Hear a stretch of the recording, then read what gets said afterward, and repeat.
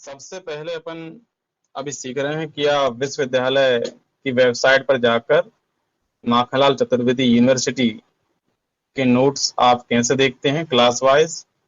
जिन विद्यार्थियों के पास लॉकडाउन होने के कारण वो बुक्स या नोट्स नहीं ले पाए हैं तो वो ऑनलाइन पढ़ाई कर सकते हैं नोट्स को देखकर। तो हम आपको माखनलाल चतुर्वेदी यूनिवर्सिटी की वेबसाइट ओपन करना बताएंगे पहले, और फिर उसमें से आप नोट्स कैसे देखते हैं उनको डाउनलोड करना बताएंगे। सबसे पहले अपन यहाँ पर गूगल पर जा रहे हैं। गूगल पर जाने के बाद अपन यहाँ पर टाइप कर रहे हैं एमसीयू भोपाल।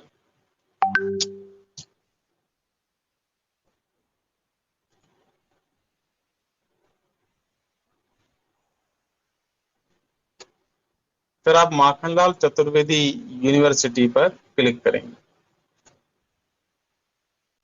तो माखनलाल चतुर्वेदी यूनिवर्सिटी की वेबसाइट ओपन हो जाएगी। वेबसाइट ओपन होने के बाद आप यहाँ पर डाउनलोड ऑप्शन में जाते हैं। आप देखेंगे यहाँ पर डाउनलोड ऑप्शन कहाँ पर है।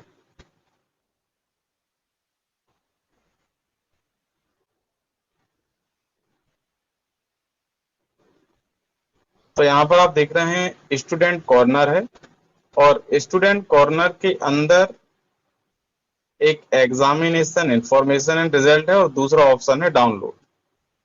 तो अपन ये दूसरा ऑप्शन जो है डाउनलोड वाला ऑप्शन है, इस पर अपन क्लिक कर रहे हैं। क्लिक करने के बाद यहाँ पर आप देखेंगे लिखा हुआ है online study material for DCA and PGDC. ये आप देख रहे हैं लिखा हुआ है। अपन इसके जस्ट नीचे click here to download online study material पर क्लिक कर रहे हैं।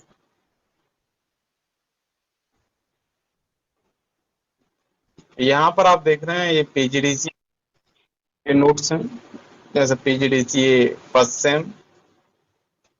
आप यहाँ पे यूनिट वाइज डाउनलोड कर सकते हैं। यूनिट 1 के डाउनलोड करना है आपको, फंडामेंटल में यूनिट 1 पे क्लिक करेंगे, फिर 2 पर 3 पर, इस तरह से आप क्लिक कर करके ऐसे पीसी पैकेज के आप जिस यूनिट के लेना है आप उस यूनिट पर क्लिक कर कर उन नोट्स को डाउनलोड कर सकते हैं। अब डीसी के देख लेते हैं अपन, जिनको डीसी देखना है तो ये डीसी है नीचे, diploma in computer application. DC के आपको नोट्स देखो, पहले सबसे पहले कंप्यूटर फंडामेंटल्स के हैं, तो यूनिट वाइज यहाँ पर है। आप जिस यूनिट की तैयारी करना चाह रहे हैं पहले उस पर क्लिक कर नोट्स डाउनलोड कर सकते हैं। ये सभी विषय के हैं। फिर पीसी पैकेज है। एमएस एक्सेस के यहाँ पर नहीं है तो वो हम आपको भेज देंगे। यहाँ फॉक्स प्रो के हैं, एमएस एक्सेस के भी यहाँ पर अपलोड नहीं हुए हैं, तो हम आपको अलग से भेज देंगे पीडीएफ। तो आप यहाँ पर देख रहे हैं सेकंड सेमेस्टर डीसीए के ये हैं, आईटी के 5 यूनिट के हैं, इंटरनेट के भी हैं 5 यूनिट के यहाँ पर, और मल्टीमीडिया के भी हैं। हम आप ओपन करके दिखा देते हैं। जैसे अपन इंटरनेट का यूनिट 1 ओपन कर रहे हैं, किस तरह से आप इसे ओपन करेंगे वो हम बता रहे हैं। आप जिस यूनिट को ओपन करना है उस पर क्लिक करेंगे। क्लिक करने के बाद डाउनलोड होगा और आपके नोट्स आपको यहाँ पर दिखने लग जाएंगे इस तरह से। तो यहाँ पर आप देख रहे हैं एकाएक इंटरनेट का परिचय। तो ये आप इंटरनेट का परिचय यहाँ पर देख लेंगे। इस तरह से इंटरनेट का विकास कैसे कैसे हुआ, ये पूरा इस तरह से आप देख रहे हैं। पूरे ड्राइंग भी आपको दिखाई देंगे, तो आराम से आप समझ पाएंगे। इस तरह से आप नोट्स यहाँ से ऑनलाइन डाउनलोड कर अपनी तैयारी कर सकते हैं। सबको आ गया बच्चों? सर आ गया। हाँ सर आ गया। ठीक है। तारीख से आपके इंटरनल एग्जाम होना है, तो उसके लिए हमने आपको सबको क्वेश्चन भेज दिए हैं। क्वेश्चन जो हमने आपको भेजे हैं उनके आंसर आप इसमें ढूंढ सकते हैं नोट्स में, और उनको आप याद कर सकते हैं। आपको याद करने के बाद फिर जो सेकंड सेम के बच्चे हैं उनको पता होगा, फर्स्ट सेम उन्होंने जिस तरह से हर यूनिट में से कुछ वीडियोस भेजी होंगी, 2-2 वीडियोस, वो उस तरह से ही भेजना है और लिखकर पीडीएफ फाइल बनाकर और उसको मेल कर देना है। अब आप में से किन किन विद्यार्थियों को फोटो खींचकर पीडीएफ फाइल बनाना और उसको मेल करना नहीं आता? बताओ बच्चों, किस किस को नहीं आता? सर पीडीएफ बनाना तो आता है, अच्छा, फिर उसको मेल क्या? देखो मेल करने के लिए आप अपनी जीमेल आईडी पर जाएंगे। जीमेल आईडी पर जाने के बाद आप कंपोज पर क्लिक करें, ये कंपोज ऑप्शन है। यहाँ पर आप लिखेंगे to my email address. Email address आपको क्या लिखना है वो हम बता देते हैं। आपको लिखना है ईमेल एड्रेस ICIC विदिशा, ये वाला आपको ईमेल एड्रेस टाइप करना है ICICvidisha@gmail.com। इस ईमेल एड्रेस पर आप सेंड कर दें। इस तरह से आप यहाँ पर सब्जेक्ट डाल देंगे। सब्जेक्ट में आपको लिखना है जैसे आपकी क्लास और नाम, जैसे आपकी क्लास है PGDC फर्स्ट सेम जो भी है, या DCA सेकंड सेम, इस तरह से। तो आप यहाँ पे लिखेंगे अपनी क्लास और आपका नाम लिखकर और फिर आप सेंड कर देंगे अटैच फाइल कर। आप ये लिखने के बाद आपको फाइल अटैच भी करना है, तो यहाँ पर एक अटैच फाइल का ऑप्शन होता है। इस पर क्लिक करने के बाद आप फाइल अटैच कर सकते हैं। आपके मोबाइल में जहां भी फाइल होगी वहां से आप उसको अटैच करना, ओपन पर क्लिक करना, तो फाइल यहाँ पर अटैच हो जाएंगी। और जब सारी फाइल अच्छे से अटैच हो जाएंगी, अटैच ठीक तरीके से होने के बाद आप सेंड पर क्लिक कर देंगे तो मेल आपका सेंड हो जाएगा। इस तरह से आप कर सकते हैं। आपको हर एक सब्जेक्ट की अलग अलग PDF बना सकते हैं। हर एक सब्जेक्ट की अलग PDF बनाने के बाद आप एक ही मेल में अटैच फाइल के द्वारा सारे सब्जेक्ट अटैच कर सकते हैं और एक साथ आप उसको सेंड के द्वारा मेल कर सकते हैं। तो अलग अलग आपको अटैच नहीं करना है, आप एक बार में उनको अटैच कर कर सेंड कर सकते हैं। आगे बच्चों सेंड करना है। यस सर आ गया। हाँ, सबको आ गया। यस सर आ गए। ठीक है बच्चों, ठीक।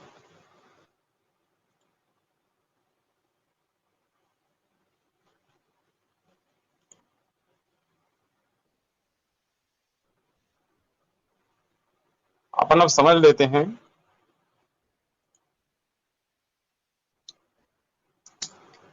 अपन ने पिछली क्लास में समझा था कंप्यूटर में हार्डवेयर और सॉफ्टवेयर के बारे में। हार्डवेयर वे पार्ट्स होते हैं जिनको हम छू सकते हैं, जो आपको CPU में अंदर लगे दिखाई देते हैं। और सॉफ्टवेयर वो होते हैं जिनको हम छू नहीं सकते हैं, जिनका हम यूज कर सकते हैं, हम जिनमें काम करते हैं, लेकिन हम उनको देख नहीं सकते और स्पर्श नहीं कर सकते, वो सॉफ्टवेयर होते हैं। अब हार्डवेयर में जैसे कि हार्ड डिस्क होती है। हार्ड डिस्क किस किस ने देखी है बताओ बच्चों, कौन कौन को पता है हार्ड डिस्क किस तरह की होती है? मैंने देखी सर। वेरी गुड, एक बच्चे ने देखी। और किसने देखी हार्ड डिस्क? सर हमने भी देखी है। चलो वेरी गुड। अच्छा ये बताओ हार्ड डिस्क का क्या काम होता है, क्या करती है hard disk? Sir hard disk का काम होता है कि ये कंप्यूटर में स्पीड रैम डेटा को स्टोर करके रखना। और कोई बताओ बच्चों?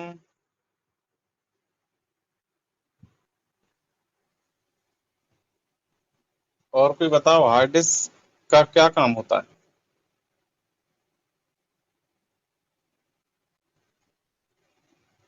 कभी आपने हार्ड डिस्क को अंदर देखा है खोल कर कैसी, उसके अंदर क्या होता है? मतलब हार्ड डिस्क का आपने, अच्छा ये बताओ हार्ड डिस्क जो होती है वो चौकोर होती है या गोल होती है? सर वो सीढ़ी जैसी होती है, लेकिन उसका ऊपर का जो होता है ना वो चौकोर होता है और अंदर सीढ़ी जैसी होती है, जैसे हम DVD में सीढ़ी फंसाते हैं ना उस जैसे। हाँ बिल्कुल सही बताया आपने। तो देखो जिन बच्चों ने, दो तीन बच्चों ने देखा है, बाकी बच्चों ने हार्ड डिस्क को नहीं देखा है, तो हम बता देते हैं। आप अपने मोबाइल में भी लिख कर देख सकते हैं। आप यहाँ पर लिखेंगे हार्ड डिस्क, क्लिक कर देंगे और फिर आप इमेज पर क्लिक कर देंगे। इस तरह से आप देख सकते हैं।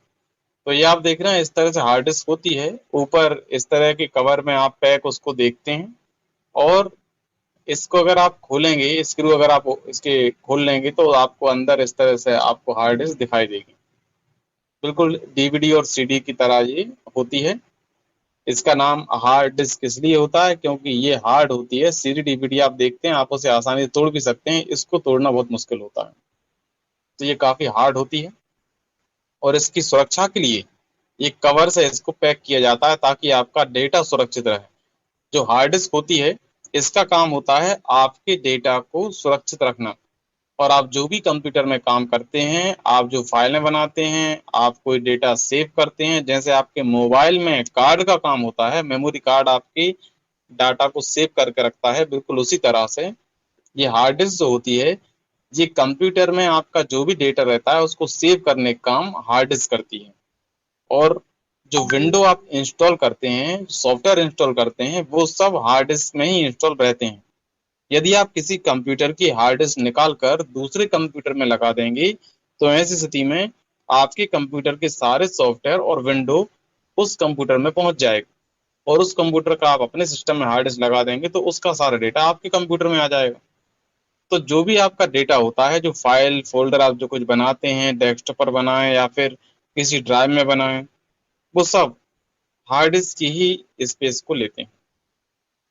तो इस तरह से ये हार्ड डिस्क होती है और हार्ड डिस्क का मुख्य काम आपको पता लग चुका है कि इसका काम होता है आपके डेटा को सुरक्षित सेव कर रखना। जब भी आप माउस के द्वारा कहीं पर क्लिक करते हैं तो आप इसमें देख रहे हैं लेंस लगा हुआ है।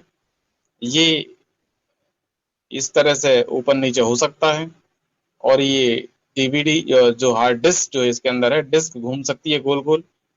अब जब भी आप माउस से कहीं क्लिक करते हैं तो जिस जगह पर आपका वो डेटा है या वो फाइल है वो घूम कर डिस्क यहाँ तक आएगी और ये उस जगह ऊपर नीचे थोड़ा आगे पीछे चला जाता है लेंस और आपको वो फोल्डर ओपन होकर दिखाई देता है।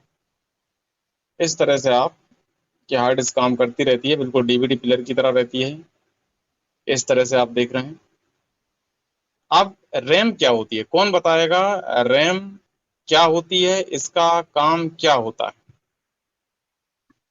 सर रैम कंप्यूटर के अंदर मतलब कि ना दिखाई देने वाली चीज होती है और जो जिसका काम होता है कंप्यूटर के हार्ड डिस्क के डेटा को यानी कि स्पीड को कंप्यूटर की स्पीड को बढ़ाना और कंप्यूटर को स्मूथली चलाना। और जो भी हम डेस्कटॉप पे काम करते हैं, जो मतलब विंडो विंडो एक्सेस में हम वर्क करते हैं, उसको प्रॉपरली तरीके से करवाना। हाँ, ये आपने बताया कि वो स्पीड के लिए काम में भी आती है, लेकिन अच्छा ये बताओ, ये रैम अपन रैम को देख सकते हैं या फिर नहीं देख सकते? नहीं सर। अच्छा हाँ कोई देख सकते हैं सर, रैम को देख सकते हैं फोल्डर के अंदर जाकर कंप्यूटर अपन रैम को कहाँ देख सकते हैं? कंप्यूटर के अंदर जो फोल्डर भी रहता है ना उसमें। सर मुझे याद नहीं है लेकिन मैम ने एक बार बताया था सर कहाँ देख सकते हैं रैम को। अच्छा अच्छा, चलो अच्छा, कोई और जानता है रैम के बारे में कुछ? आप में से कोई और जिसको पता हो रैम कैसी होती है, क्या काम करती है? नहीं पता बच्चों? तो देखो, रैम का पूरा नाम होता है रैंडम एक्सेस मेमोरी। और रैम जो होती है, जब भी आप किसी सॉफ्टवेयर में काम करते हैं, जब तक वो सॉफ्टवेयर ओपन रहता है तब तक वो रैम की मेमोरी घेरता है। जैसे ही आप उसकी फाइल को सेव कर देते हैं फिर वो हार्ड डिस्क की मेमोरी लेने लगता है। अब रैम देखने में कैसी होती है हम आपको दिखा देते हैं।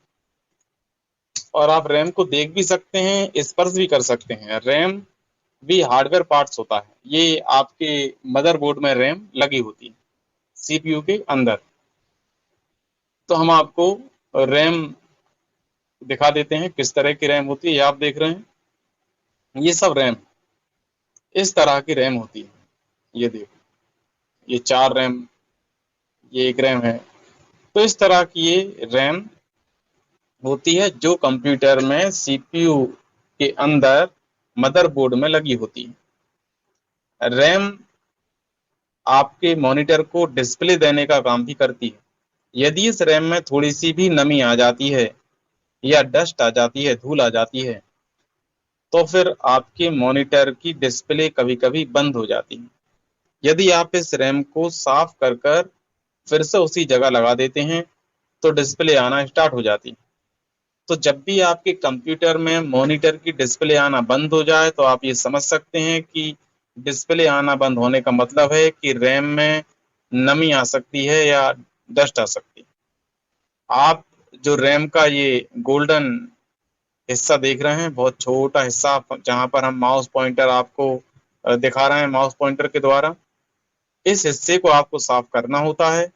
बाकी यहाँ पर डस्ट से हमें कोई मतलब नहीं है, बस एक गोल्डन हिस्सा आप साफ कर देंगे ठीक तरीके से, और साफ करने के बाद उसको लगा देंगे। ऐसा करने पर आपके मॉनिटर की डिस्प्ले आ जाएगी।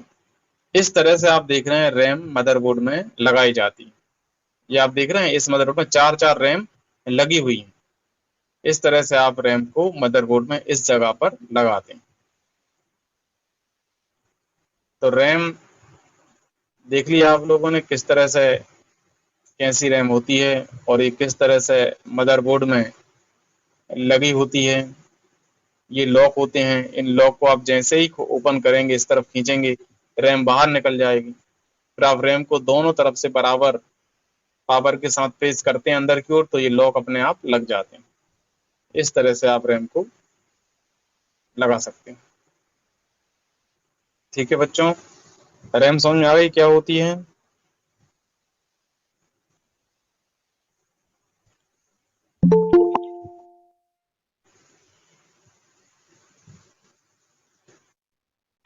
यस सर, आ गई। तो ये आपने रैम को देख लिया है किस तरह की रैम होती है। अब आप बताएंगे ये मदरबोर्ड क्या होता है, ये कौन बताएंगे अपन को? मदरबोर्ड के बारे में आप क्या जानते हैं?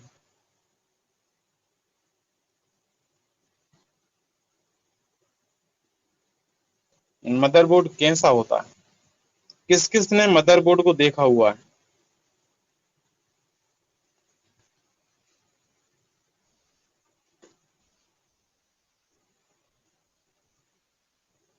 बताओ बच्चों, किस किस ने मदरबोर्ड देखा हुआ है? नहीं देखा? चलो हम बता देते हैं। मदरबोर्ड में ही ये सब जो रैम है, हार्ड डिस्क है, ये सब जो लगे होते हैं, ये मदरबोर्ड में ही लगे होते हैं। हम आपको दिखाते हैं मदरबोर्ड किस तरह का होता है।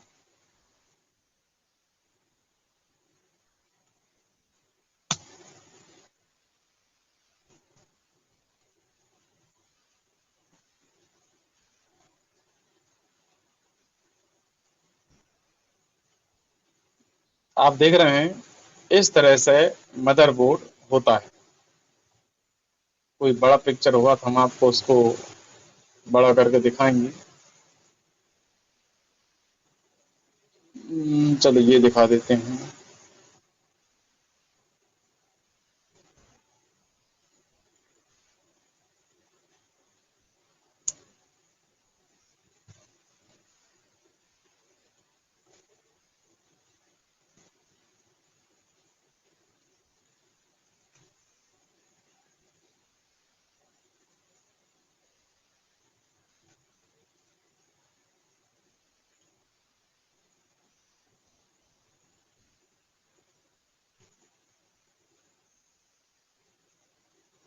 देखो बच्चों, इस तरह से ये मदरबोर्ड होता है।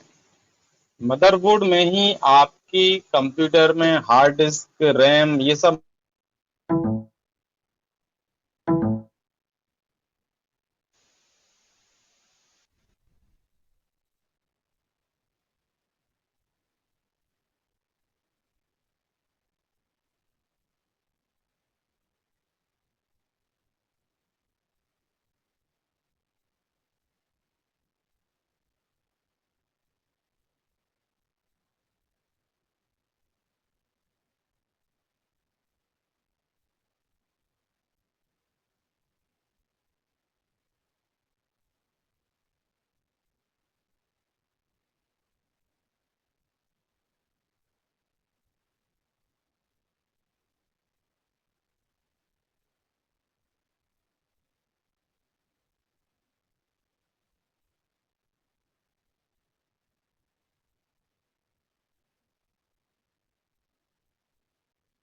सर आपकी आवाज नहीं आ रही। सर मुझे भी नहीं आ रही।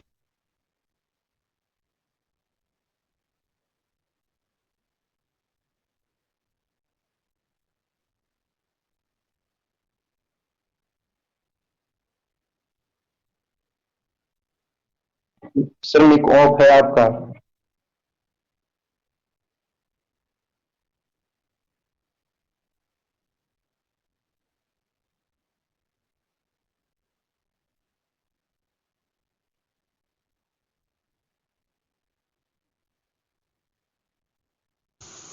अचानक हमारा मोबाइल लेफ्ट हो गया था मीटिंग से, अपन समझ रहे थे मदरबोर्ड के बारे में।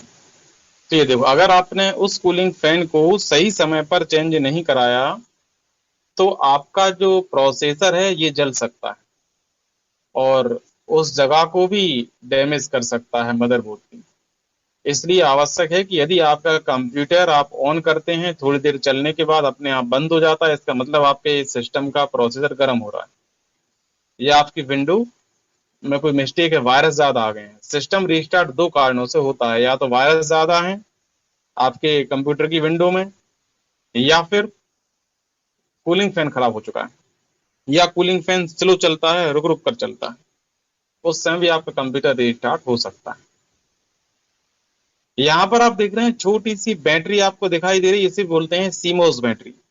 सीमोस बैटरी का काम होता है आपके कंप्यूटर को टर्न ऑफ होने के बाद भी उसकी जो घड़ी होती है, उसका जो टाइम होता है वो चलता रहे। तो आपके मदरबोर्ड के द्वारा ही वो टाइम चल पाता है। तो आप अगर इसमें सीमोस बैटरी को देख रहे हैं और ये बैटरी यदि खराब हो जाती है तो फिर आप जब भी कंप्यूटर को टर्न ऑफ करेंगे और उसे जब दोबारा ऑन करेंगे तो आपको बार बार टाइम सही करना पड़ेगा। यदि आप इस समस्या से बचना चाहते हैं तो आप उस समय अपने सिस्टम की सीमोस बैटरी को चेंज करा लेंगे। कंप्यूटर में यदि यहाँ पर टाइम गलत हो गया है तो टाइम गलत होने से क्या हो सकता है? यदि ये टाइम गलत हो गया है कंप्यूटर का, तो टाइम गलत होने से सबसे पहला प्रभाव ये पड़ सकता है कि आपकी बहुत सारी वेबसाइट ओपन नहीं होंगी, कुछ वेबसाइट स्लो ओपन होंगी, तो इंटरनेट पर आपके कई काम ऐसे होंगे जो नहीं हो पाएंगे। तो इंटरनेट को ठीक तरीके से चलाने के लिए आवश्यक है कि आपके कंप्यूटर में टाइम सही हो। तो आपको बार बार टाइम को ठीक करना पड़ेगा या फिर आप सीमोस बैटरी को चेंज करा लेंगे। तो ये सीमोस बैटरी का काम होता है आपके टाइम को मैनेज करके रखना, कंप्यूटर के टाइम को मैनेज करके रखना। तो ये अपन ने मदरबोर्ड को देखा है, मदरबोर्ड किस तरह से होता है।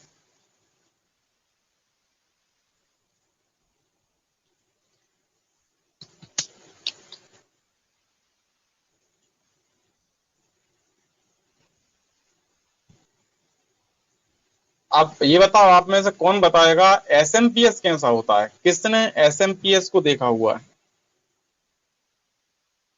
और एसएमपीएस का काम क्या होता है? एसएमपीएस क्या करता है? कौन बताएगा बच्चों, ये एसएमपीएस क्या करता है? सर कोई मैं तो नाम ही पहली बार सुन रहा हूँ। क्या? नाम ही पहली बार सुन रहा हूँ सर मैं। अच्छा अच्छा, चलो आज हम आपको बताएंगे एसएमपीएस के बारे में। ये एसएमपीएस क्या होता है और इसका काम क्या होता है और ये आपके सीपीयू में कहाँ लगा होता है, हम आपको अभी दिखा देते हैं। आप जो देख रहे हैं ये फोटो में आपको दिखाई दे रहा होगा, ये होता है एसएमपीएस। इसका पूरा नाम होता है स्विच मोड पावर सप्लाई। ये आपके सीपीयू को पावर देने का काम करता है। ये आपके सीपीयू में इस जगह पर लगा होता है, आप देख रहे हैं लगा हुआ है। इसमें सर आपको देखा तो पावर है लगा लेकिन नाम नहीं सुना। क्या? देखा तो है सर, नाम नहीं सुना। अच्छा अच्छा, देखा है नाम नहीं सुना, तो ये देखो, अब आप इसका नाम याद रख लेना। तो ये एसएमपीएस होता है। आपको इसका फैन बिना सीपीयू, बिना कैबिनेट खोले पीछे दिखाई देता है।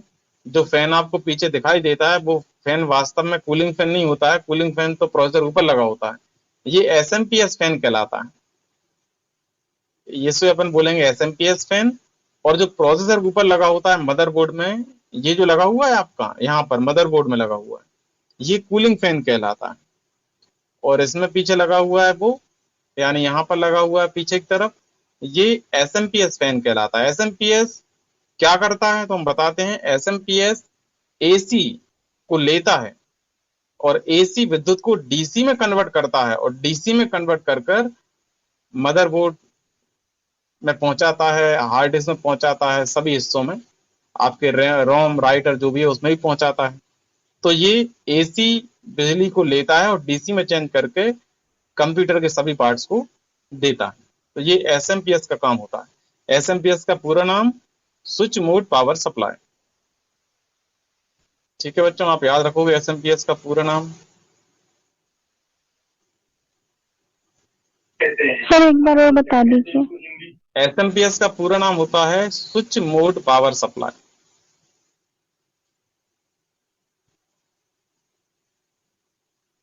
और इसका काम होता है एसी बिजली को लेता है और उसको डीसी में चेंज कर कर आपके कंप्यूटर के सभी डिवाइस को प्रदान करता है। आपने कभी प्रोसेसर देखा है? प्रोसेसर, प्रोसेसर कैसा होता है? किस किस ने प्रोसेसर देखा है? बताओ बच्चों, किसी ने नहीं देखा? हम बता देते हैं आपको। प्रोसेसर जो होता है वो इस तरह से होता है। ये आप देख रहे हैं, ये प्रोसेसर है, ये मदरबोर्ड में लगा होता है। इस तरह से ये प्रोसेसर होता है। प्रोसेसर का काम क्या होता है? आप जो भी कंप्यूटर में डाटा इनपुट कराते हैं उसमें प्रोसेस करने का काम प्रोसेसर का होता है। जैसे आप करेंगे 2 into 4, तो 2 into 4 equal to 8, equal to जो 8 आए थे, वो 8 लाने के लिए जो प्रोसेस हुई थी, कैसे आए, वो प्रोसेस प्रोसेसर के अंदर अंदर ही होती है। तो ये प्रोसेसर आपके सारे जो भी आप वर्क करते हैं उनको प्रोसेस कर कर रिजल्ट देता है। तो प्रोसेसर प्रोसेस करने का काम करता है, फिर ये आगे काम भेजेगा, फिर रैम आपके मॉनिटर में डिस्प्ले दे देगी। इस तरह से इनके काम होते हैं। और जब आप किसी भी सॉफ्टवेयर में काम कर रहे हैं तो वो सॉफ्टवेयर रैम की मेमोरी यूज करता है। जैसे आप उसको सेव कर देते हैं अपने डेटा को, फिर हार्ड डिस्क में जाकर सेव हो जाता है। तो सभी जो कंप्यूटर में हार्डवेयर जो पार्ट्स हैं, ये सभी एक दूसरे से कनेक्टेड होते हैं। एक के बिना दूसरा पार्ट्स किसी काम का नहीं होता है। तो सभी पार्ट्स काम के होते हैं, सभी एक दूसरे के बिना काम नहीं कर सकते।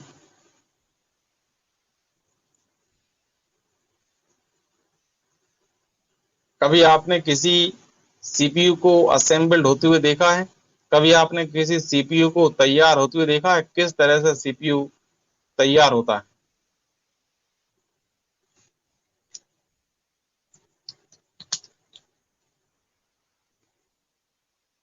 नहीं देखा बच्चों?